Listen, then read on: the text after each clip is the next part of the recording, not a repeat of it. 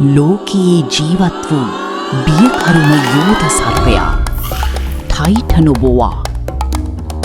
ඔයාලා දන්නවද ලෝකයේ මෙතෙක් ජීවත් වුණු දැවැන්තම සර්පයා කවුද කියලා? නෑ, ඒ ඇනකොන්ඩ නෙවෙයි. ඒ තමයි ටයිටනොබෝවා. මීට අවුරුදු මිලියන 60කට කලින්, ඒ කියන්නේ ඩයිනසොරයන් වන්ද වුණාට පස්සේ ලෝකය පාලනය කළේ මේ යෝධයා. සාමාන්‍යයෙන් මේ සර්පයෙක් අඩි 42-45 අතර දිගින් යුක්ත වුණා. ඒ කියන්නේ සාමාන්‍ය බස් එකකටත් වඩා දිගයි.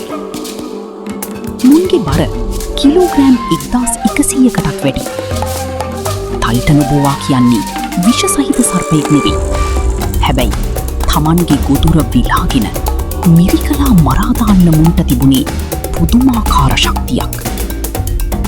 දකුණු ඇමරිකාවේ කොලොම්බියාවේ නිවර්තන වනාන්තරවල ජීවත් වුණු මේ යෝධයා ලොකු කිඹුලන් සහ කැස්බෑවන්ව පවා ආහාරයට ගත්තා කියලා විද්‍යාඥයන් පවසනවා.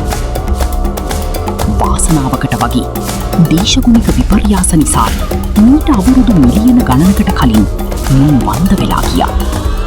නැත්තම් අද ලෝකය මොන වගේ වෙයිද?